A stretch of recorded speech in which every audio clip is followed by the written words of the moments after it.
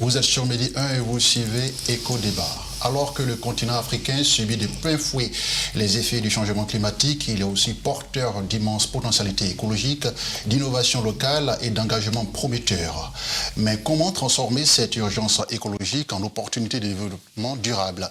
Quelle stratégie mettre en œuvre? Quelle collaboration renforcer entre les secteurs publics, privés et la société civile? Pour en parler, j'ai le plaisir d'accueillir deux invités de marque, le professeur Georges Kwame Kwadjo, conseiller technique du ministre ivoirien de l'Environnement, du Développement durable et de la transition écologique, une voix clé des politiques publiques en la matière, et M. Djibril Michael Segong, directeur général de Qualitas Côte d'Ivoire, acteur engagé dans l'accompagnement des entreprises vers la durabilité. Merci, monsieur, d'avoir répondu à notre invitation. Merci. Alors, professeur, quelle est la feuille de route nationale pour accélérer la transition écologique en Côte d'Ivoire? Alors, d'abord, il faut se poser la question, pourquoi accélérer la transition écologique? D'accord. Le monde, depuis le 19e siècle, s'est industrialisé en se basant sur les combustibles fossiles, pétrole, gaz, et en exploitant de façon démesurée les ressources naturelles. D'accord. Et on est arrivé pratiquement à se rendre compte que toutes ces activités avaient une conséquence majeure, oui. C'est le réchauffement climatique. D'accord. Donc à partir de cet instant, le réchauffement climatique va drainer un certain nombre de conséquences. Et aujourd'hui, nous sommes arrivés, je dirais, à un stade d'alerte où si on ne fait rien, l'humanité risque de disparaître.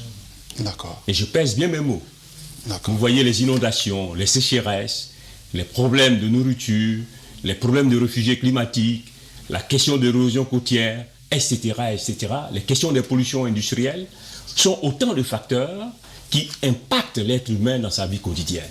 Donc il faut réagir. Et la transition écologique, en fait, c'est le passage d'un état qui n'est plus viable pour la planète vers un état où l'on prône la production et la consommation durable, de sorte que l'impact des activités humaines soit aussi faible que possible sur notre environnement. D'accord. Voilà un peu le contexte. Et les efforts qui sont faits ne sont pas de nature à pouvoir nous assurer avec le process, dont on est quitté depuis 1992 à Rio de Janeiro, où on a fixé les jalons de cette problématique. Aujourd'hui, plus de 40 ans plus tard, on se rend compte que les choses n'ont pas vraiment avancé. D'où l'idée, et les effets commencent à être très, très, très difficiles pour l'Afrique, qui émet très peu de gaz à effet de serre. Lesquels gaz à effet de serre sont liés à nos activités humaines basées sur les combustibles fossiles, qui font en sorte que l'Afrique se trouve dans une situation, je dirais, de difficultés majeures face aux impacts du changement climatique. Et l'idée, c'est d'accélérer la transition écologique qui repose, comme vous avez parlé de feuille de route, sur trois piliers essentiels. La question de la transition énergétique, la question de la transition industrielle, la question de la transition agroalimentaire. Voilà les trois piliers sur lesquels la Côte d'Ivoire va jouer. Et on s'est défini une feuille de route qui est contenue dans nos CDN, les contributions déterminées au niveau national, où on a dressé deux volets essentiels. Le volet de l'adaptation au changement climatique, c'est-à-dire comment faire pour lutter contre les effets du changement climatique. Et le deuxième volet, c'est l'atténuation, c'est-à-dire comment faire pour réduire nos émissions de gaz à effet de serre avec des mesures qui sont prises sur les deux volets et un financement qui accompagne cette feuille de route. Alors on vient d'écouter le professeur, c'est un défi majeur pour l'Afrique, accélérer la transition écologique. Monsieur Segong, comment Qualitas Côte d'Ivoire, l'entreprise que vous gérez, accompagne-t-elle concrètement les entreprises dans l'intégration des normes environnementales? Ok, je pense que le professeur a parlé d'un volet très important, le volet relatif aux industries. D'accord. Ces industries-là, c'est démontré aujourd'hui qu'elles contribuent fortement à la pollution, également au réchauffement climatique. C'est bien ça. Fort heureusement, les normes environnementales vont les obliger à réduire leur impact. Oui. Leur impact sur ces différents aspects relatifs à la planète. Par exemple, les aider à réduire par exemple leur consommation d'énergie. D'accord. Les aider à maîtriser les émissions de gaz à effet de serre ou encore les gaz nocifs pour l'espèce humaine ou même tout simplement pour la nature. Oui. Et puis à prendre en considération tout ce qu'il y a comme environnement qui gravite autour d'eux. Voilà. Donc le traitement des déchets, le recyclage des déchets, le traitement des eaux usées avant de les déverser dans la nature ou encore dans les cours d'eau. Et ces normes environnementales vont les obliger à mettre en place des dispositifs pour respecter tous ces différents éléments. Alors, professeur, vous avez parlé de la feuille de route qui s'articule en 3 points essentiels. Mais aujourd'hui, quels sont les principaux freins institutionnels ou politiques à la mise en œuvre de cette transition verte?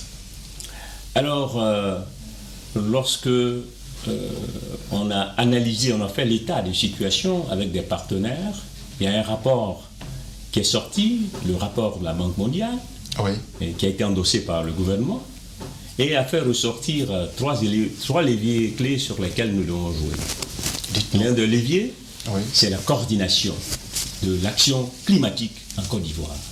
D'accord. Et pour cela, le gouvernement a pris ses responsabilités. Le leader de l'action climatique en Côte d'Ivoire, c'est le ministère de l'Environnement, du Développement durable et de la Transition écologique. Mais pour ce faire, nous avons, à l'initiative du ministère, fait prendre un décret par le gouvernement qui institue désormais une commission nationale de lutte contre les changements climatiques, dont le secrétariat technique est assuré par le ministère de l'Environnement. D'accord. Et je dirais, la présidence est assurée par la primature. Mais vous trouvez au sein de ce comité l'ensemble des acteurs clés engagés dans l'action climatique. C'est-à-dire que tous les ministères, pratiquement, mais avec des leviers, comme le ministère de l'énergie, j'ai parlé de l'énergie, le ministère de l'agriculture, des eaux et forêts, le ministère de la salubrité et le ministère en charge de la salubrité. Pourquoi je cite ces ministères, le ministère du transport? Parce que lorsqu'on regarde le volet atténuation, lorsque vous regardez le volet de la déforestation, lorsque vous regardez le volet de l'énergie, on a pris des engagements de faire en sorte que d'ici 2030, notre mix énergétique soit de 45%.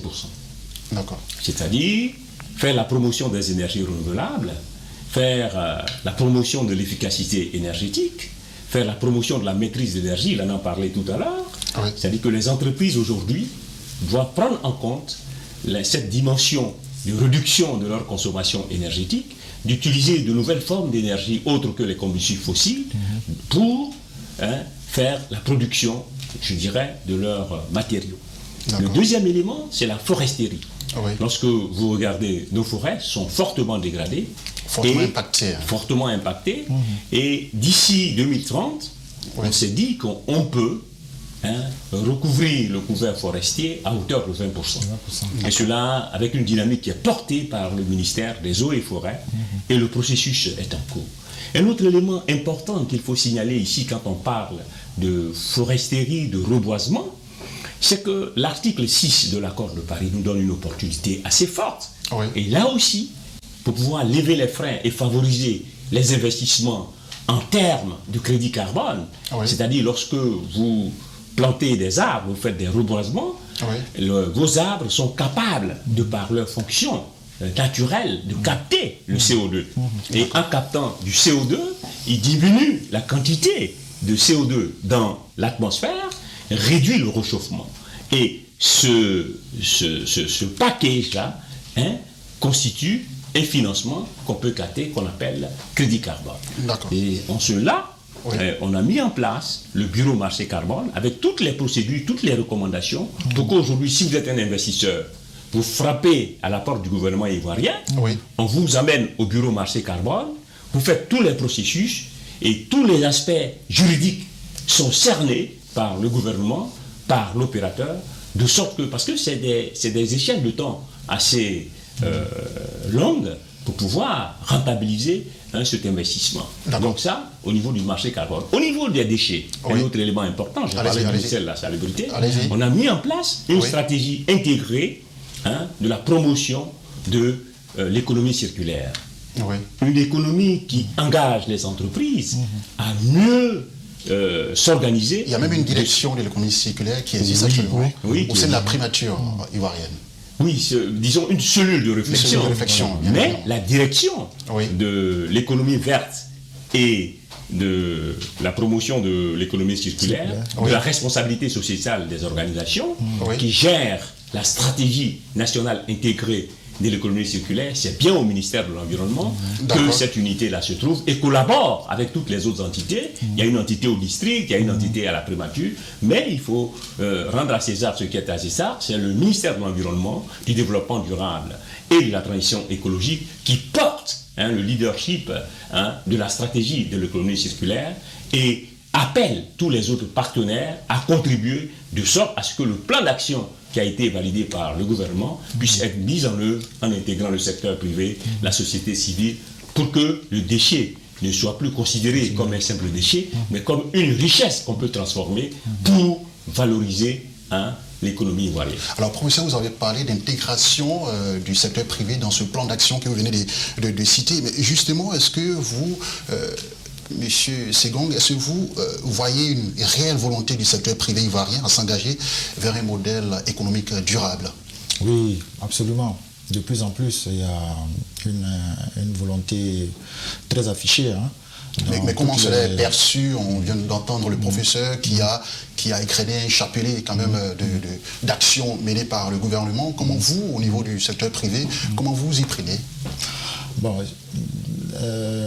ce qu'il faut déjà noter, c'est que de plus en plus, vous avez des industries, même des entreprises, toutes les entreprises, tous secteurs confondus, qui essaient de soutenir l'État par des actions de reboisement à travers tout le pays. Dans leur politique RSE, ils prennent en compte cet aspect-là et ils collaborent étroitement avec le ministère des Eaux et Forêts. Voilà. Pendant par exemple ce forum que nous avons organisé de cela quelques jours, toutes ces entreprises étaient présentes. Il y en a même qui ont été distinguées pour leur action de reboisement, de protection de biodiversité. Voilà. Donc ces politiques-là sont de plus en plus intégrées dans, je dirais, la politique RSE de ces différentes entreprises-là. D'accord. Professeur, comment encourager un dialogue efficace entre gouvernement, entreprises et société civile pour créer une synergie autour de l'écologie? C'est vrai, il y a des actions qui sont des actions sporadiques qui sont menées par le secteur privé, mais comment intégrer tout ça dans votre plan d'action? Au niveau du ministère de l'Environnement, du Développement durable et de la transition écologique, la question de la synergie d'action est une question essentielle. Parce que on se rend compte du fait de notre transversalité. On intervient dans tous les secteurs. C'est ça. Pour ne pas faire de la dispersion, il est important que pour chaque filière donnée, nous discutons avec tous les acteurs, les écoutons, prenons en compte leurs préoccupations et trouver ensemble les solutions, je dirais, communes pour pouvoir avancer.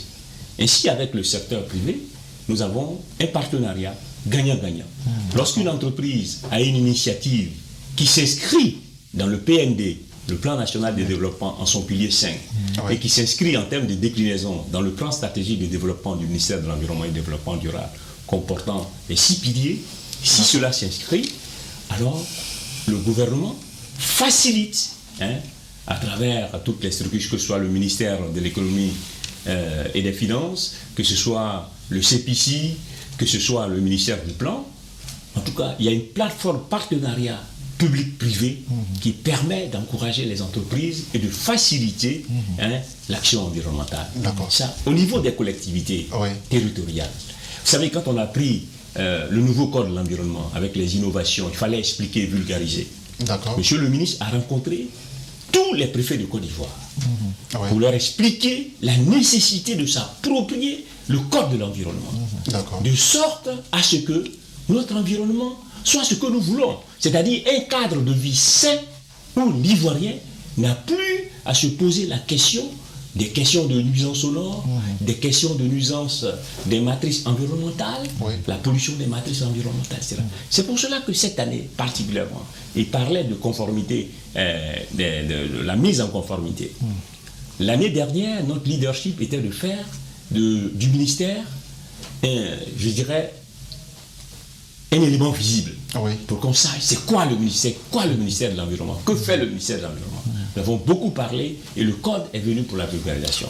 Cette année, l'accent est mis avec les entreprises pour la conformité environnementale.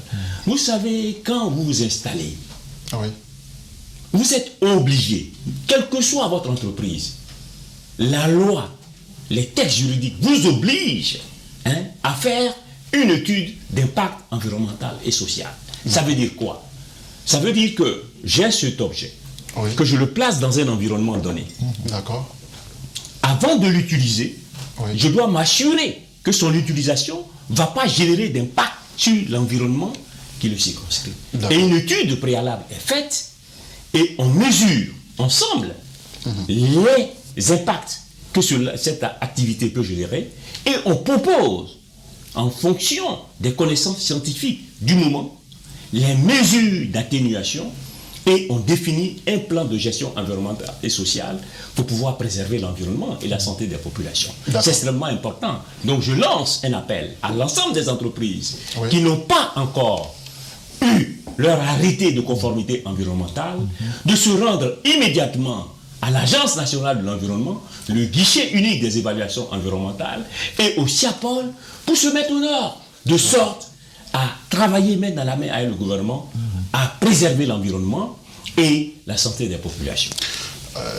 Monsieur Segong, vous accompagnez les entreprises vers la durabilité, mais est-ce que vous disposez de cas d'entreprises ivoiriennes ayant réussi leur transformation écologique grâce à vos services pour se mettre en conformité, bien évidemment, avec ce que le Conseil des ministres vient de dire? Bien sûr, bien sûr. D'ailleurs, on ne peut pas être certifié suivant ces normes-là sans prendre en compte le volet légal et réglementaire. D'accord. Par exemple, une entreprise, par exemple, qui veut se faire certifier ISO 9001 pour le volet qualité, donc satisfaction de ses clients, est tenue de respecter les exigences légales et réglementaires en vigueur dans son secteur d'activité. Ça veut dire quoi? Que même si vous n'êtes pas engagé dans une démarche de conformité environnementale, que vous êtes dans votre secteur d'activité, qu'il y a une clause, par exemple, d'un décret venant du ministère de l'Environnement ou je ne sais pas de quel ministère, qui parle de conformité environnementale dans votre secteur d'activité, vous êtes tenu un peu de respecter cette clause-là. D'accord. Voilà. Tout à l'heure, le professeur parlait de conformité environnementale, d'études d'impact environnemental, mais c'est l'un des volets que nous vérifions en premier lorsqu'on audite une industrie. Est-ce que cette industrie a d'abord l'autorisation de venir faire ce type d'activité dans l'environnement où elle se trouve? C'est là la première clause, je dirais, réglementaire relative à l'environnement. Alors cette réponse est une transition facile pour moi. Pour la prochaine question, quels sont les outils ou méthodes de certification environnementale que vous proposez aux entreprises aujourd'hui? Les outils? Oui. Bon, les outils il y a une multiple, je dirais qu'ils sont nombreux, mais les plus courants, il y a un outil très simple, par exemple, qui est l'identification, par exemple, des aspects, des impacts environnementaux sur, comment on appelle, de son activité. D'accord. Donc, chaque activité fera l'objet d'identification d'un aspect et chaque aspect va donner un impact et l'impact sera évalué jusqu'à un niveau de criticité et voir en face quel dispositif il faut mettre en place pour réduire l'impact de cette entreprise sur l'environnement. C'est cette matrice par exemple qu'on leur conseille déjà. Ce volet réflexion, c'est très important. Oui. Voilà. De s'asseoir et de réfléchir, décortiquer les activités et voir comment chaque activité contribue à détruire l'environnement et comment il faut mettre en place un dispositif adapté au niveau de chaque activité pour réduire ou sinon éliminer carrément l'impact. D'accord. Voilà un outil très simple que nous leur conseillons. D'accord. Professeur, comment démocratiser l'accès au financement vert, notamment pour les petites et moyennes entreprises et les jeunes porteurs de projets durables? Alors,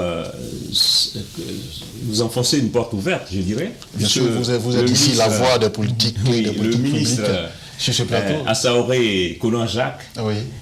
a analysé la question du financement de nos activités pour pouvoir accélérer la transition écologique. C'est une question. Et il s'est rendu compte que notre portefeuille Oui.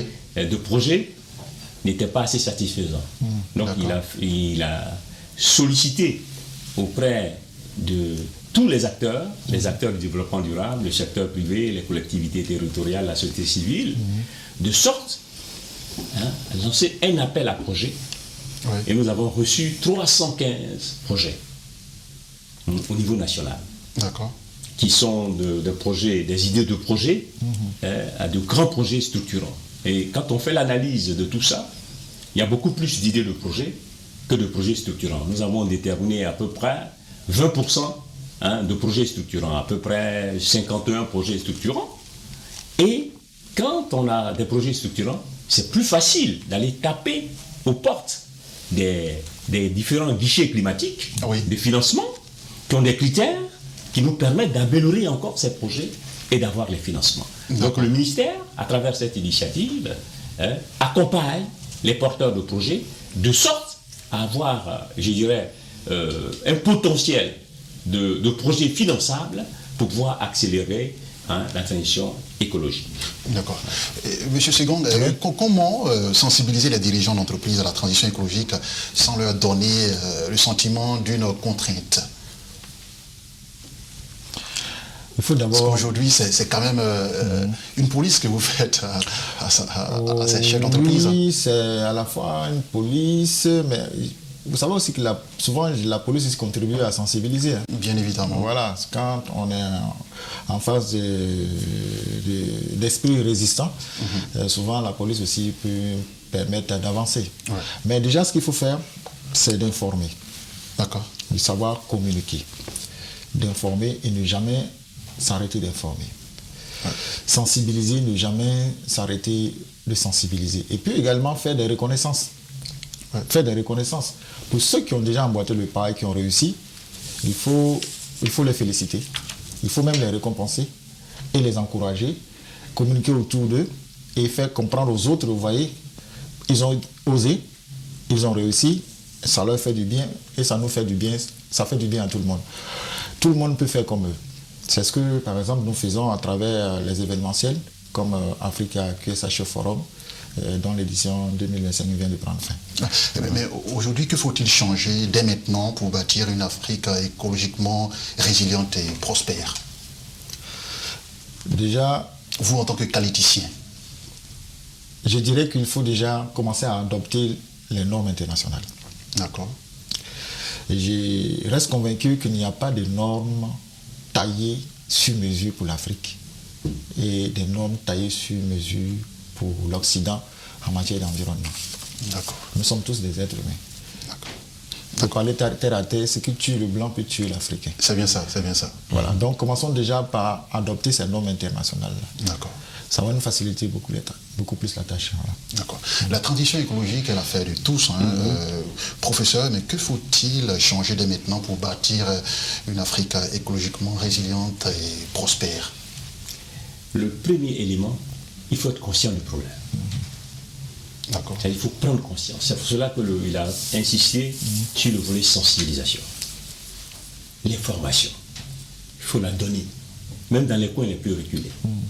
Le deuxième élément, c'est l'éducation. D'accord.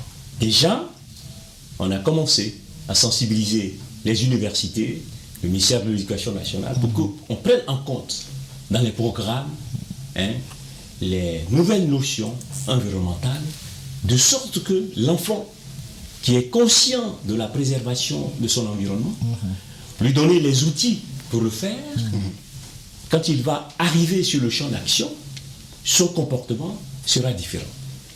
Le deuxième élément, comme je l'ai dit, c'est la question du financement.